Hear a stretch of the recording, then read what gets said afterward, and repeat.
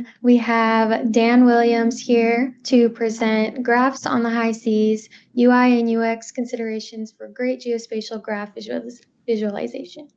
Over to you, Dan. Fantastic. Hi, everyone. Yeah, thanks for having me. Looking forward to it.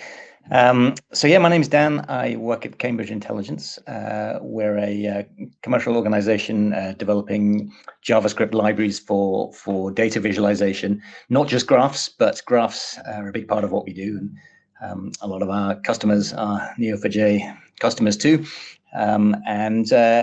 Today I'm going to talk about visualization and user experience, and in particular we're talking about the combination of graphs and maps, which are they're kind of a great match and also a really bad match at the same time. And I'm going to pick through a little bit of that, and we're going to do it using the example of maritime intelligence. So maritime intelligence, it's pretty hot right now. It's a very active area. A lot of interest in this at the moment. You can see some use cases for it on the left. Sanctions compliance, border security, things like protecting national infrastructure, like undersea cables.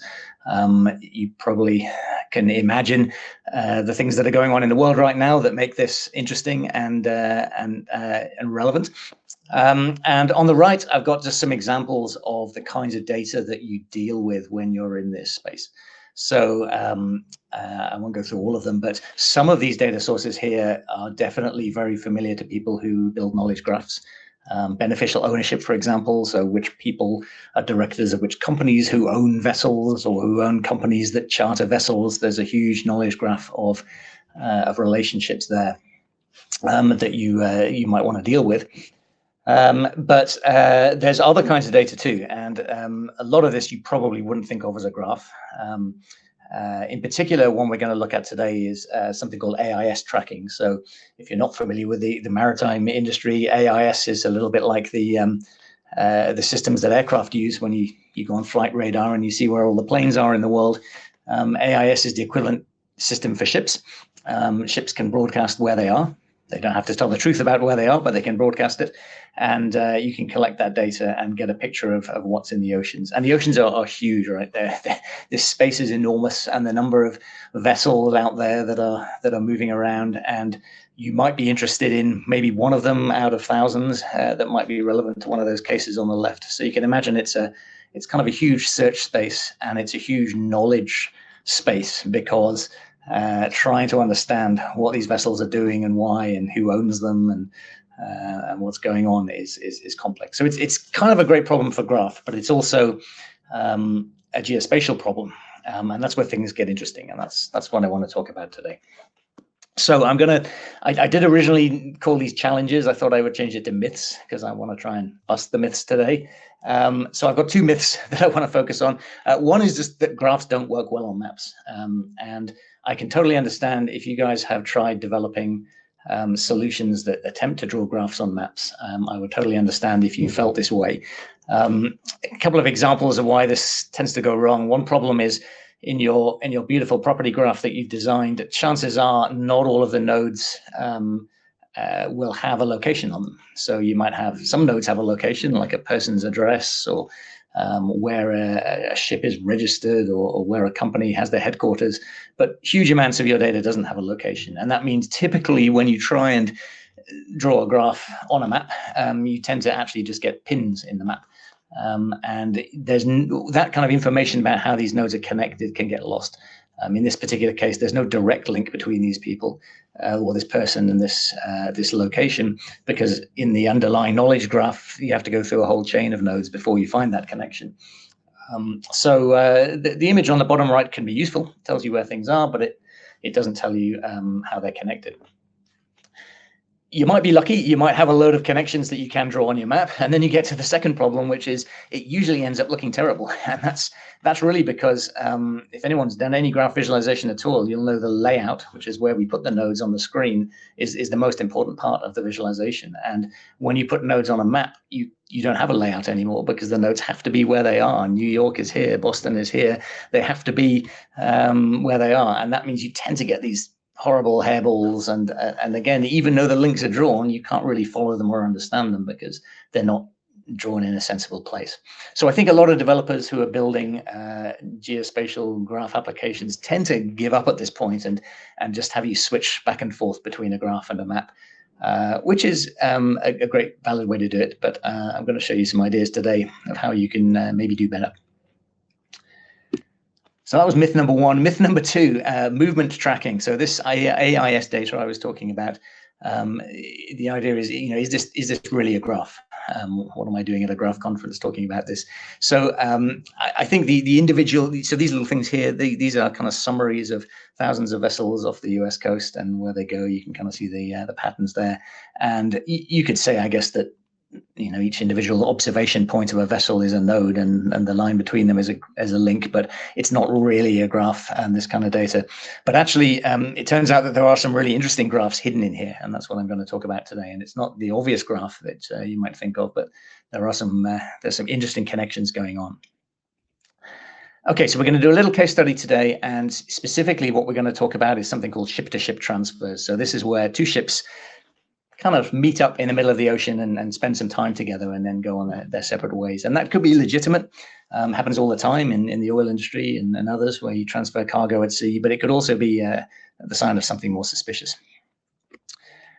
So what we've got here, I built a little application to do this, to demonstrate how this works for some of our partners and customers. Won't go through the whole picture, but we've got a front-end application that I'm going to demonstrate. It uses some of these libraries for visualization. In particular, we're going to look at something called MapWeave, which is a tool for visualizing graphs, flows, connections on maps. The data I'm using is coming from friends of ours at an organization called Kepler. Kepler produce a whole ton of trading data, but they also produce a product called Marine Traffic, which tells you where all these ships are and where they're going and what they're doing. And what we're doing here, we're building a knowledge graph in Neo4j. Hopefully no one will shoot me on the call for talking about a relational database here, but we have a double database going on in this setup. We're using Postgres to store the observations of these ships on their trajectories, the kind of non-graphy bits. You could actually store this in a graph database too, but I think this is quite insightful because it shows a typical real-world situation where you have a knowledge graph and then you have all the other data in your organization, and we're using one to enrich the other. And what we're doing here on our server is we are detecting these ship-to-ship transfer events, and we're putting them into the databases in a certain way so that we can use them in our application. So let's actually do a little demo to show you what I mean. So first of all, we have the knowledge graph. I've used fictional data for this one. I don't want to imply that any particular ship or company is doing anything dodgy. So this is fictional. We're going to overlay it on the real data. But we've got a fictional person here who is maybe a sanctioned individual. And we're trying to find connections between him and another individual. And there is no connection right now. These are unconnected graphs. So this person is associated with companies, they are associated with other people, they own assets, which could be buildings, or they could be ships. And that's a fairly typical knowledge graph. And then I can switch over to the map view as well and just see what we're looking at here. So we're looking at some vessel movement. So this is now not looking at the knowledge graph, this is looking at the Kepler API that is telling me where various ships are. I can press the play button and it's playing me back maybe the last 24 hours of activity in the North Sea. And this is MapWeave drawing these little vessels and showing me the typical pattern of life of these vessels. So how are we going to bring these two worlds together? Well, the first thing we might want to try is just putting this knowledge graph on a map. It turns out you can do this. It is possible. I've used MapWeave here to do that. What MapWeave is letting me do is it's letting me put both nodes with a location and nodes that don't have a location on the same map. So you can see what we're kind of doing is some of these nodes have a fixed location. So a particular office, for example, is located in a particular place, and that's where it is, and there's no argument over that. But other nodes, like these people, they're not. They don't have a location, and so MapWeave is trying to position them in the best possible place so that we kind of understand their role in the network. So these guys are quite high betweenness, high centrality individuals. They're being drawn big, they're being drawn centrally because they're showing us how these different parts of the country or the world connect. And you can see around the UK, there's a lot going on, and as I zoom in, what you're seeing is quite a nice little trick that you can do. It will be impossible to show all of these nodes at full size on screen at once because there's just not enough room for them. But if I'm interested in London, I can zoom in, and as I zoom in, you can kind of see the network expanding and the nodes changing size dynamically depending on my zoom level. And the idea really is that you want to demonstrate, show as much information as possible given where you are, but no more. And it's quite an effective way of doing this. So let's go back to our knowledge graph, and let's what we've actually got. I didn't show that there is a connection, an alert. So we've loaded in some data. We've detected a possible ship-to-ship transfer that says these two ships are actually potentially related to each other because they spent some time at sea together. And I might say, well, okay, tell me exactly what you mean by that. And so I can now go back into the map view, and I can kind of play this story. So I'm playing through time, and we can see this ship moving along. Let's speed things up a little bit, move it along, and you can see that there's some kind of ship-to-ship transfer event that's been flagged here in the North Sea, and there it all goes. It's all lit up, and I can kind of see exactly when and how long for these ships spent together. And as I play forwards and backwards in time, as I go past that event, we've now got a new link. So we're now drawing a link between these two vessels and saying, okay, there is a connection between these now. These vessels are connected, and we can now augment our knowledge graph. And I can even click on one of these vessels and see in the context of the network. So I can see, for example, if you really want to spell out what's going on, the ships come along, they meet at sea, they trigger some kind of suspicious alert, and now I've got a connection, and that connection is now persisted back to my knowledge graph so that I now know that there is a connection between these people. So we've got these different kinds of data. You've got very fleeting individual observations of a ship in a particular place. You've got this long-lived knowledge graph data, and what folks are doing in the maritime investigation sector these days is trying to fuse these into visualizations that will help them untangle what's going on. And there's some really fun things you can do with visualizations. I only have a short lightning talk today, so need to end it there. But if anyone would like to talk about this more or get some demos of the application, I'd be really happy to do that. Basically, don't give up on graphs and maps, I think, is my main message. If you have an idea of doing this, then there is tech out there that will help you do it, and there is some really powerful insights you get when you combine the two. Okay, I wanted to leave a couple of minutes for presentations if I can. My email address is there. My LinkedIn profile should be on the Neo4j, and yeah, happy to take questions in the last minute. Thanks for the comments so far.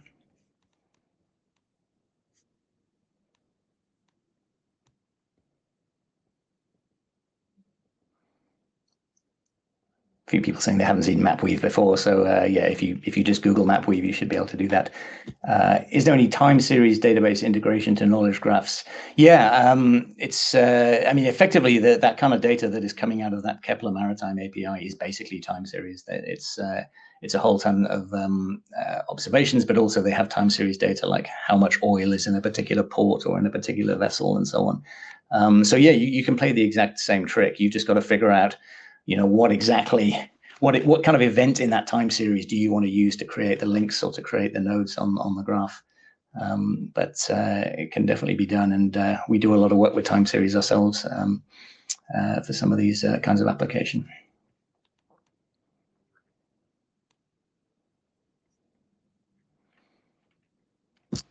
Question, do you build the viz for others? Yeah, so we basically license commercial libraries, so some of the viz libraries you've seen today and others, and we either license them directly to software companies or we work with partners who are building a solution for government or commercial use cases. So we have various different ways of doing it.